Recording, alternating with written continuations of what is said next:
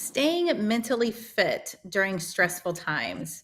I think this is something we all can chat about. Stressful times are all around us. No matter what, we have to be ready for impact. So, how are we going to be mentally fit and be ready as these stressors get thrown at us every day? My name is Amy Gill. I am your pharmacist that cares. So, we're going to chat through some things you can do to keep yourself mentally fit because you have to prepare for impact because you don't know when it's going to happen. Stressors happen at all times of the day. Things around the house break. I just had to get a new washing machine, right? You don't expect those things to happen, but things happen. So, what are we going to do to prepare ourselves for all the things that life throws at us? Well, the first thing you can do is mindfulness and maybe some meditation. Some people love to do this, other people, no, not so much. And I'm talking 5 to 10 minutes a day. Nothing crazy. If you want to do it more, that's great. Go ahead and do that. But give yourself a few minutes. If you really don't want to maybe meditate, stop and just be quiet for a few minutes. Just be with your own thoughts. Sometimes we need to just slow down. And it can be 5 or 10 minutes. It doesn't have to be a long time. If you like doing meditation, if you like doing yoga, if you want to go to the sound spa, any of those things are wonderful things to do, but they do take a little bit more time. But at least give yourself that 5 or 10 minutes of just quiet time, just peacefulness. A lot of people, including myself, get up a little extra early in the morning just to have that quiet time before the craziness of the day starts. Yeah, it is a habit you have to get into, maybe setting that alarm a little bit earlier, but trust me, it is definitely worth it. The next thing you can do for your mental health is moving your body. If you see, I am in my workout clothes.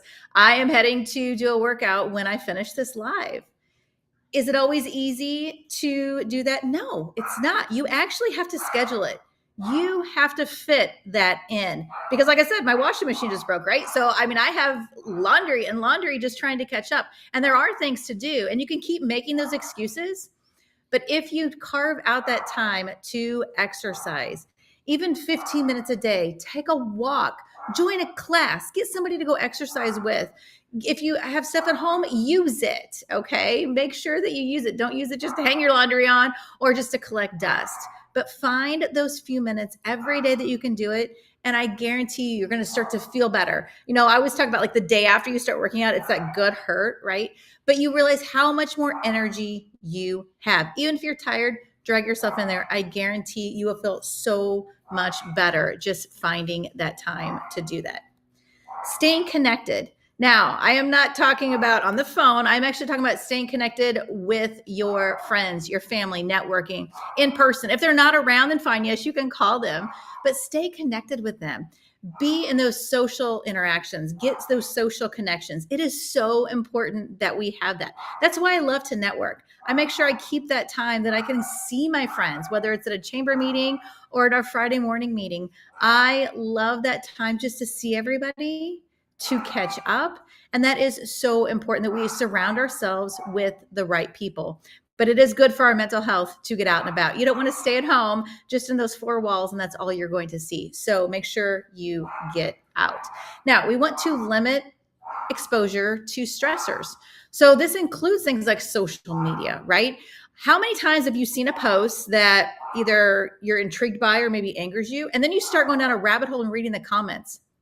I think we've all been guilty of that, right? Who is that good for? That is good for no one. Okay. So do not do that. If you're going to scroll Facebook, scroll with intention, look and see what your friends are up to, but set a time limit on it, right? If things start upsetting you on Facebook, and maybe you should just unfollow people. If you don't want to unfriend them so they can still see your stuff, that's fine. But at least unfollow them. If they're starting to aggravate you, why? Why are you adding those stressors in your life? Absolutely no reason. And on those same lines, separate yourself from toxic people. We don't need those added stressors for no reason. We have enough stress in our life as it is. So limit the stressors. News can be a big stressor. Yes, I love to know what's going on, but how many hours a day can you listen to the news? It just becomes the same thing over and over and over, right? You need to be informed about what's going on, but this really can have effect on your mental health because you keep listening. Like things are going to change. And unfortunately, things keep going in the same direction, right? So limit your amount, see what's going on, get the highlights, and then move on to something else. Audible is a great thing. If you're in the car a lot, Audible is great. Find those motivational books, listen to those things. Listen to a little bit of comedy, something that's going to make you laugh, that's going to be a little lighthearted, and you'll see how important that is for your mental health. Sleeping well. We talk about this in almost every episode because it really is, it's all about your health and wellness. So you really need to get at least 7 to 9 hours of sleep a night. Good sleep. Okay. That is so important. And again, I'm going to say it like I say it all the time. You cannot catch up on the weekend. Okay. This is crazy nonsense. You need this consistent sleep. This helps your mood and it helps your energy. So please make sure that you carve out that time. Yes, there will be occasions that you get home late and you did something or you have to get up extra early. I get it. But as a whole, make sure that you try to keep in the habit of the 7 to 9 hours of sleep every night. Eating well. Again, this is something we always talk about, right? You guys, these things go together. It's kind of like these self-help books. Once you listen to these, you're like, I know that. But you need to hear it over and over. I need to hear it. Usually what I'm talking about, it's for myself because I need to say it over and over and over because that just helps. And these are usually the things that are on my mind and on my heart. And that's what I talk about because these are things I need to hear as well. So eating well is going to help with your mental health because really what you eat affects your mood. It affects your energy, just like the sleep does, right? All those things are all tied together. So eat whole foods, eat fresh fruit, eat fresh foods, fresh vegetables. I've talked so many times about, the Tower Garden, getting one of those for my friend Nancy O, and you can grow your own fresh vegetables. That is so important to do that. I am so sorry as the dog sees something outside. It's probably a turkey because these things have been out like crazy. So definitely eat well. Stay away from processed foods because those are not going to be good for anybody. Those are really going to affect your mood. They're going to affect your energy and they really become addictive to eat those things. So definitely stay clear of those things because they are not good for you. Staying hydrated. It's summertime. Again, not being hydrated affects your mood. It affects your energy. So definitely stay hydrated with good foods, good nutrition, and all those things tied together. Journaling. Some people love this. Some people hate this. I almost feel like this is what I'm doing when I do my lives because I am talking about it. When somebody journals, they're writing it down, right? Same thing. But some people just need to get those out. It gives them clarity to talk about them. It gives them clarity to write them down. Just a key thing to do. People have different ways of doing it. You don't really need a notebook if you don't want it. You can talk to somebody. You can do the things that I do, like doing these lives, but find a way that you can find clarity and focus just by getting those thoughts and ideas out. And sometimes it's just talking to somebody, and that's important as well. Tasks. Who doesn't have huge tasks to do, right? And they become very overwhelming. You're looking around like, oh my gosh, how am I going to get all this done? It becomes extremely overwhelming. So what I'm going to tell you to do is to break those things down into smaller, manageable tasks. I write everything down. I love a list. I love to cross things off a list, but I have a very long list.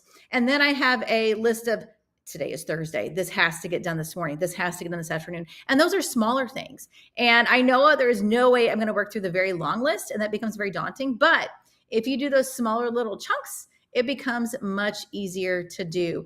And what I've told myself, I remember this even back from college, we would all sit there and be like, oh my gosh, we have so much to do. Boy, we didn't know what it was like, did we? Things were a lot easier back then, but it felt really overwhelming back then, all the things we had to do. And I said, it just like dawned on me one day. I said, why are we sitting here complaining about it? Let's just start it and go and it will get done. And I use that even around the house and everything you have to do. You can be very overwhelmed with everything you have to do in a short amount of time, but it's one task at a time. It's one step at a time. If you're trying to lose weight, it's 1 pound at a time. You guys, it's not everything all at once. So break things up into smaller, manageable parts, and you will feel so much better because it really does become overwhelming to look at everything that needs to be done. Practice gratitude. Being thankful can improve your mood so much.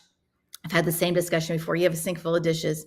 Be thankful that you can provide for your family. There's toys all around. Be thankful your kids can be down playing with all those toys, right? And I know sometimes it's hard to do that, but find just those little things to be grateful for that you have, and you will realize what that will do to your overall mental health. Just little things every day can make huge improvements. Now, sometimes all of these things just aren't enough. And you really do need to seek professional help through a counselor, through therapists, and then sometimes those will lead to medication.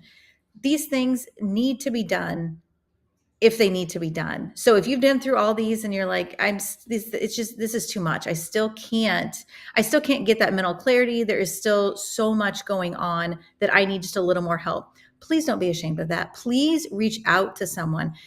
It has become such a stigma. I know we talk about mental health all the time, but sometimes people are still reluctant to reach out for help. If you guys watch, and I think I mentioned this before when we talk about mental health, Price is Right. I know who's home at 10 o'clock, right? Well, at 11 o'clock, my soap opera starts. And if I'm home, I'll turn it on and I will catch the last, 30 seconds of Price is Right.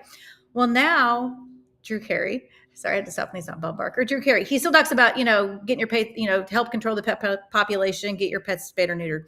But where Bob Barker used to say, goodbye, everybody, Drew Carey goes on to say about taking care of your mental health. And he does this in every episode. And he is trying to break that stigma of it's okay to ask for help. It truly is, because sometimes we just need a little bit extra, and that is okay to ask for. So please make sure you take that step if needed. Reach out to somebody you can talk to and they can point you in the right direction. Reach out to me, and I am more than happy to help give you some guidance and the right direction. So all these steps are great, but what if you don't implement them? So I want to give you guys a mental health challenge. So I listed lots of different things you can do. You can do the exercise. You can make sure you're sleeping. You can do all these things. But what I'm going to do, and I'm going to ask you to do, is the digital detox. So first thing, when you get up in the morning, yes, you can shut your alarm off on your phone. That is fine. We almost all probably set our alarms on our phones.